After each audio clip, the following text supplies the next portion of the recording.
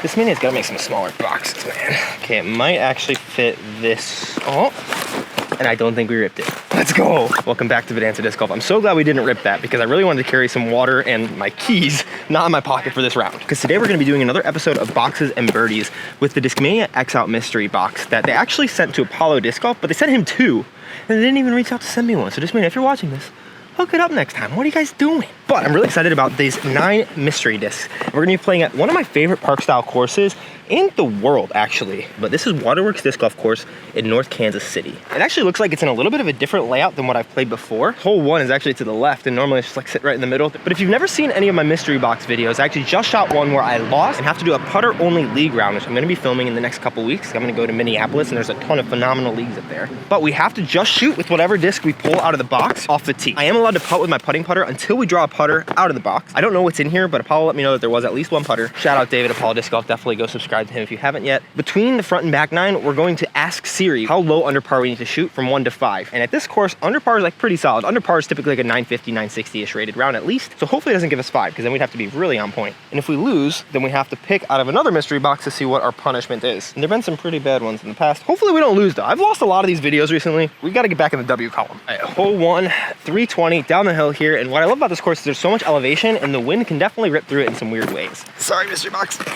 Okay. Ooh.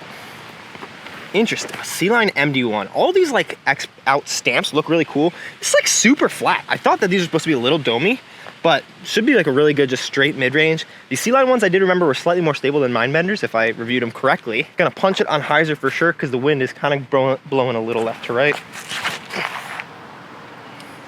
That's high. Get down, please. Hit something. Getting back in the Midwest, man, and being a little Italian boy, I got a lot of sweat. I always run down these hills and then I forget that I have to figure out how to slow down them. Solid. Don't forget to match the grade of the hill when you're throwing up or down hills. Nice and even. So these next couple weeks are gonna be pretty interesting for me. Right now it's the Tuesday after my last tournament. I took all of yesterday off from throwing completely. And over these next few weeks, you might see some interesting form things with me, forehand and backhand. Because if you've been watching for a while, you know my forehand's really not good. So I'm really focusing on tucking this elbow a little closer because I noticed my elbow is always super out wide, even when I throw hyzer forehands. And I think that probably adds a little bit of my elbow strain. Another thing is I'll be working on that elbow a lot actually starting tomorrow with my PT Josh, my trainer. Maybe not PT, I don't think technically. I don't know the right words, but we're gonna do some body work massages as well as just really strengthening and focusing on nutrition and lifting to get really healthy and get explosive again, because I don't feel explosive, but really gonna be focusing on tucking this elbow in so that I'm throwing from here instead of throwing from out wide, even on Anheuser. So I gotta really figure that out. Kind of Joel Freeman does a really good job of just like throwing his body like this. I remember that when I was playing with him.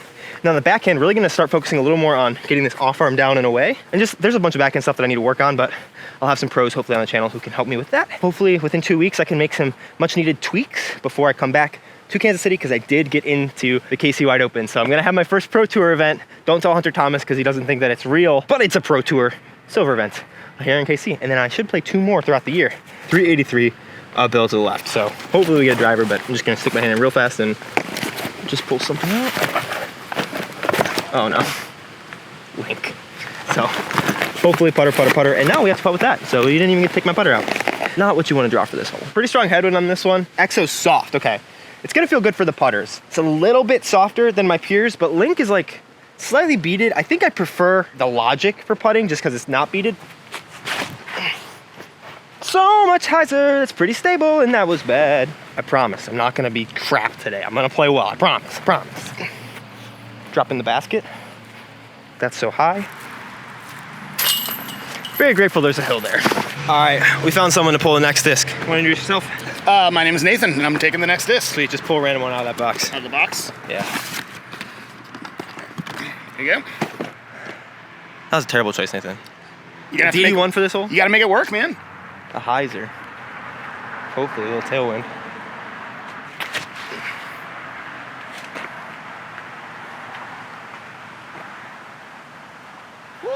Ooh. Oh, man. You made it work. Oh my gosh. I thought that was jumping in for a second. Oh, just pin high. Nice easy par. Or not pin high, chain high. 3 pars to start is not the end of the world. I gotta show you this DD1 though, because this thing looks incredible. I love these X-Out stamps, man. I love a double stamp disc, but these X-Outs, I like the color combo that they put on it. All right, hole 4 here. Hopefully we'll get to show off a little bit of the new forehand. We're not gonna, oh, actually good for me though. Logic. So this is a 290-foot hole up and to the right, slight tailwind. So we're gonna need to throw quite the turnover with this to get the birdie. And, oh, get through. Oh, that almost got so lucky. It still got very lucky, but almost got super lucky. Okay, so I totally just looked to see if I was recording and thought that I was, and somehow wasn't. So we were right here. I already threw my upshot, but we're gonna throw the link. My upshot was good, so now I have to throw another going. This is the one that's gonna count. Okay. Good to, oh, that's the only thing I was worried about. So because so much stuff sticks onto this extra soft, I might actually go link today.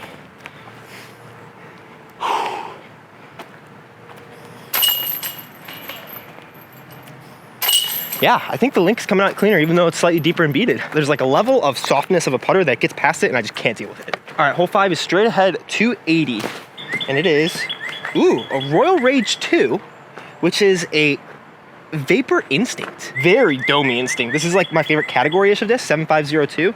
I think I prefer the FD to the Instinct in terms of like Discmania's lineup. Shout out whoever gave this to me. I'm very sorry that I forgot who it was.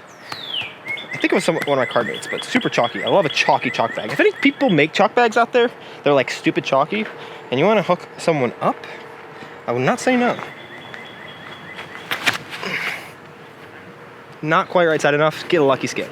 Oh, that was, what?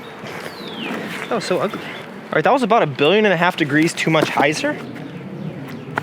Oh, thank goodness I got over that branch. All right. I can make those putts. All right, getting into the woods here. Hole 6. This was gonna be one of my favorite holes, I was gonna say, but I thought it'd be straight ahead of us. Instead, I think it's actually in the par 4 position. Up and to the right. I've never played it in this position before, and it's gonna be, ooh, what is this? First run, CD1. Oh, I've yet to throw one of these. 9, 5, -1, 2. This is one of the categories of discs that I've been saying, like, I don't have this in my bag, and I kind of want it. Oh no. We are way down here. Leaving up there just so I can like pitch out. Oh, it's terrible. It's so bad. Sit down though. Good thing this thing is a par 4. A little soft, but when you suck at hitting the gap right now. Sit down. That's nose up. Sit down. Hit something. All right, this would be a great save here. A little left, right, aim a little high. Not left, though. Bogey. Thank you, T-Sign, for saying that this was a par 4. I am forever in your debt. All right, like I always say in these challenges, I always just try to get under par through the front 9 or however many discs I'm forced to throw, because very rare that it actually gives me a choice. And today I think it gave me 0 of the discs that I would have thrown. Hole 7, 250, right up at the top of the hill. Really beautiful shot through some trees. And we are gonna be throwing, oh, very interesting. Cloudbreaker 3. Very fast disc, very stable from what I remember. Whoa, why, what? That's so, wait, what? That was so straight. I mean, slight right to left, but this is the DD1.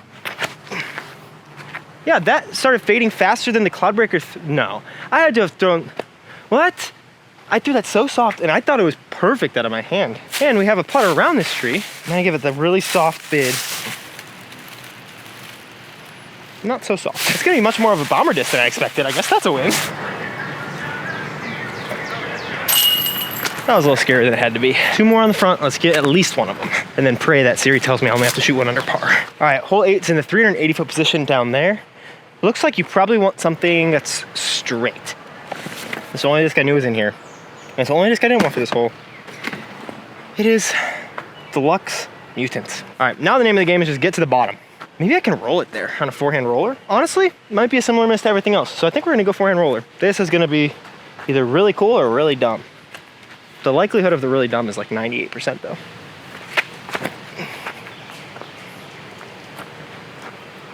When the likelihood of the really dumb is 98%, don't do the 98% thing. I'm gonna try this Cloudbreaker though, because what the heck was up with that thing? That is the straightest Cloudbreaker ever. You guys just gonna think I'm huge when I'm throwing Cloudbreaker 3s like that. There's the DD1 play. Yeah, that is so much more stable than the Cloudbreaker 3. That DD1 is so much more stable. It's not even funny. You know what I just thought about too that like adds to the Dumbo-ness of my little Dumbo play? this disc, the Mutant, doesn't have any rounded edges. So even though I put it down on an angle that like I feel like a disc would have rolled up, it's flat everywhere.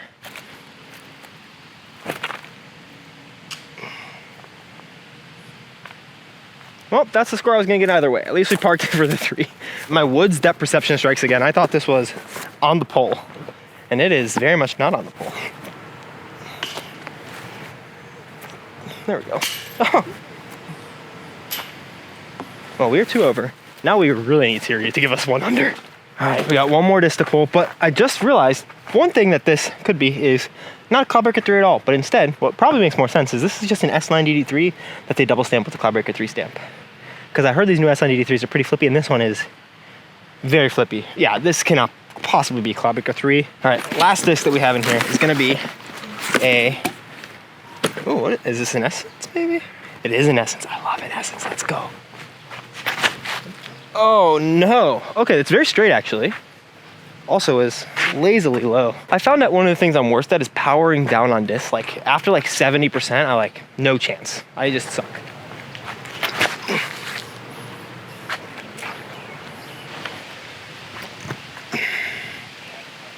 Oh, shorty. Okay, hole 10. Let's ask. Hey Siri, pick a number between 1 and 5. Oh no. 4. So we need to go 5 down on the back 9. Not a lot of room for error, but should be doable. Gotta start strong though. And we're gonna start on this hole. It's 380. It says 305, is it really? Man, it plays so far because of how uphill it is. I think we're gonna go Cloudbreaker. Sorry, DD3. I'm not calling this thing a Cloudbreaker anymore. On just this turnover line.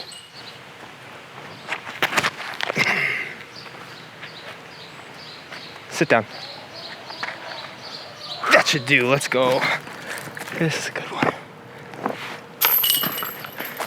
Alrighty, hole 11. Straight up the hill. It's like 90 degrees. It's been like 90 degrees until the sun goes down every day here. I thought it'd be cooler in Minneapolis where I'm heading. I'll be there at some point tomorrow. Oh my gosh, it's still the exact same high and low. I think I'm gonna go Essence up the hill. Didn't seem either crazy flippy or crazy stable. Oh no, headwind. We're gonna try the CD1.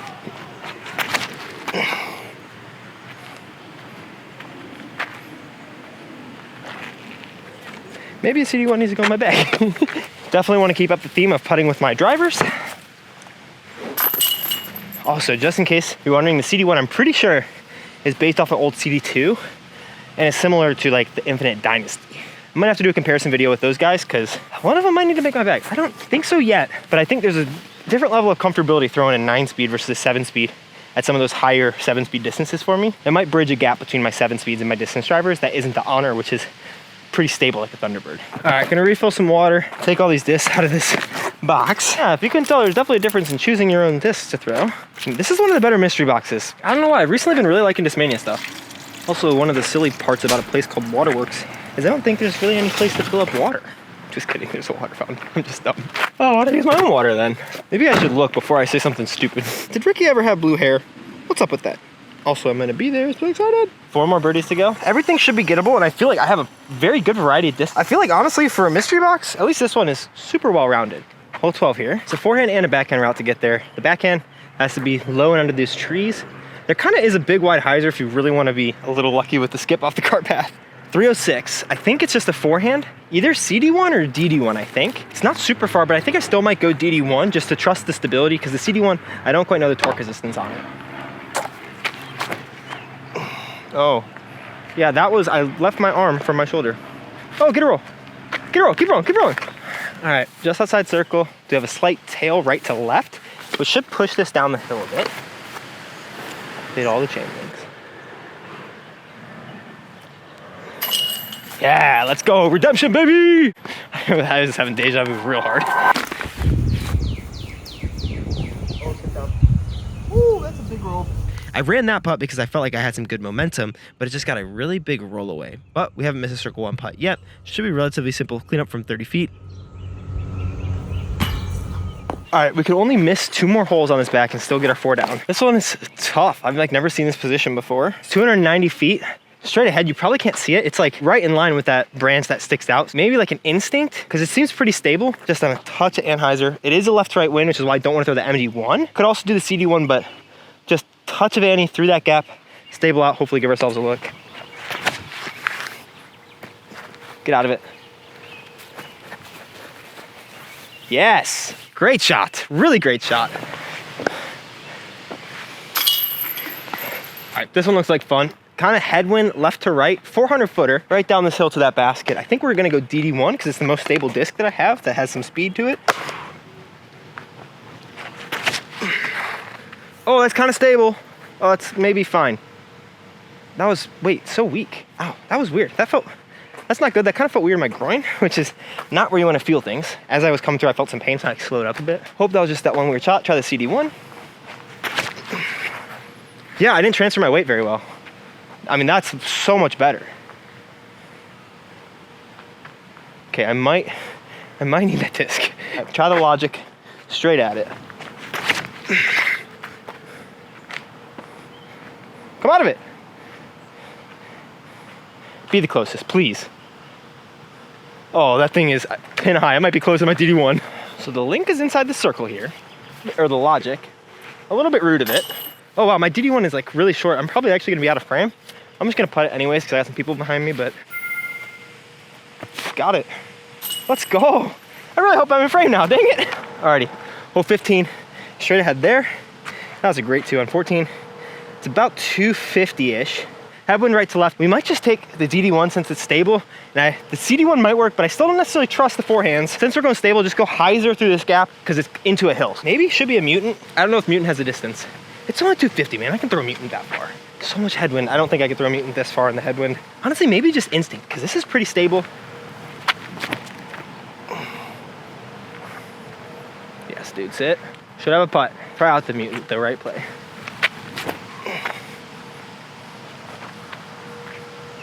Okay, it was short. Yep.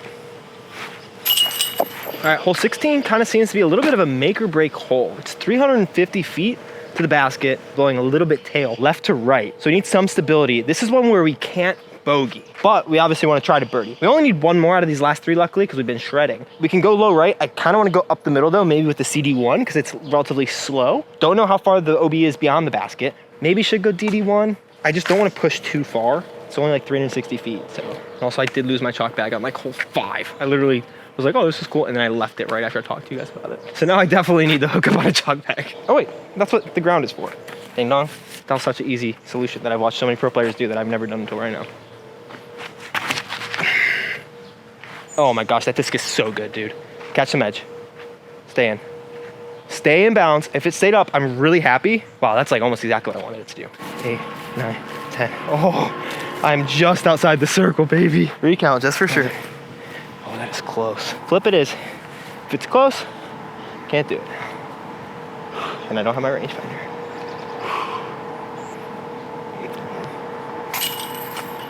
Let's go. Alrighty, baby. 2 holes left. We are 4 down, but let's try to get 6. You know, why not? This basket, you could probably barely see peeking out over there. It's a little dangerous because it is an OB road almost up until the basket. I think it's OB inside the circle. So we could try to go directly at it. It's 360. Oh, don't do that either. Sit down. Please stay in bounds. What just happened? Oh, no, no, no, no. This has got to be a joke. Oh, that's not it? Oh, no. So I first thought that this was it. And I was like, oh, it's half over, half off. And then it wasn't it. And I was like, oh, no, it's OB. Just in bounds. Not a great up shot, but that's a putt. Nice. We're 4 down, baby. Let's get to 5 after being 2 over on the front. That'd be a really great back. Very happy I don't have to birdie this hole because this is the dumbest hole on the course in my opinion. It is like 300-ish feet, but it's up and up the hill and to the left, and you can't even see it. That's how left it is. And there's really not a great line because the tee pad is facing directly this way. And so you have to kind of run up from this weird thing.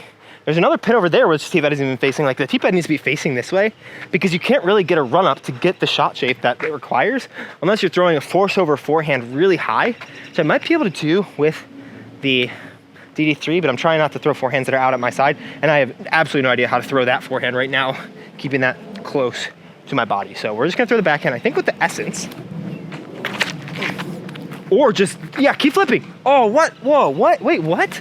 I thought that thing was so much flippier than that. I think I threw that like I would have thrown one of my heats, which slips pretty fast. And this is like a really not easy shot. All the way up the hill there. Need it to land nose up, because you do not want to leave yourself a putt. Like I really needed to make sure that I was in the open. Might throw the MD1 here, I think. Through this gap, on some hyzer, get up close to the basket. Also just got a splinter. Oh, maybe it was, honestly, you know what I bet it was? I bet there's a reason why I shouldn't be rubbing my hands around. I think it was probably glass, because I'm seeing flakes. That's so good. Oh yeah. All right, one last putt. All right, one last putt.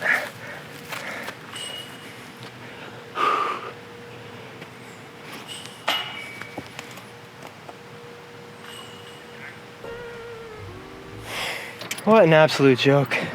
Now I have to see if I can find those minis that I was using for all my mystery box losses, because I gotta pick one out. I can't believe I missed that putt. Did I even bring them? I don't know if I left them in Denver or not.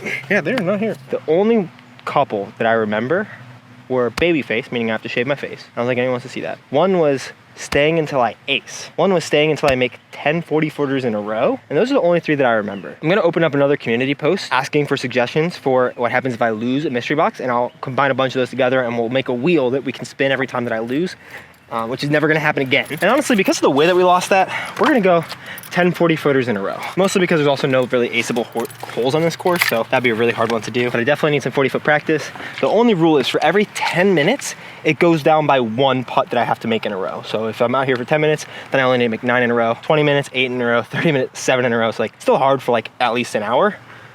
What the? Discmania, hook me up with some mystery boxes and some goodies if you want to over time.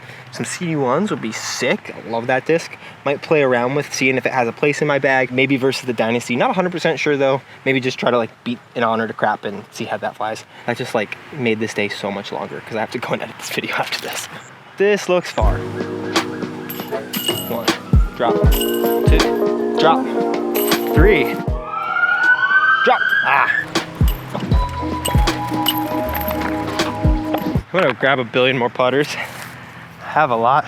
There's a couple different plastics and stages of wear, so got a couple pures.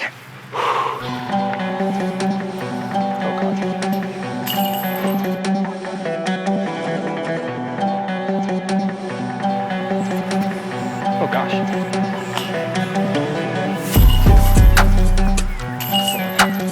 No! Ah! Will I ever get past 3? Get over it. Dang.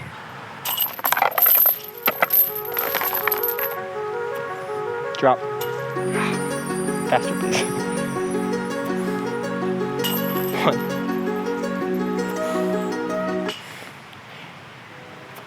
Drop. Too much hyzer. 1. Stay up. 2. Stay up. 1.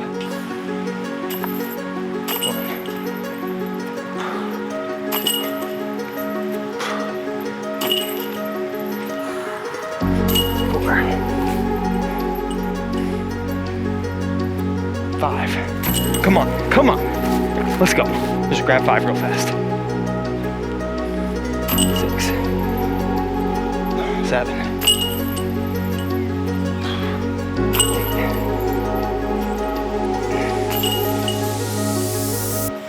Yes, come on. Let's go. Oh, that was way shorter than I expected. 13 minutes and 6 seconds. That's not bad. So I could have gone to 9, I guess, too, but oh, wow. So stoked. Yeah, try to do that. See if you can beat my time. It's definitely there, but I just started rapid fire and let my body take over, and it was working. Dead center, let's go. Thanks so much for watching. Watch some other videos if you want, subscribe if you want, and that'd be dope. Trying to get to like 30,000 by tomorrow, so for less than that, I'm probably a little delusional, but that's okay. Let's go. Hey, I should keep going. Let's see how many I can get, actually. 10.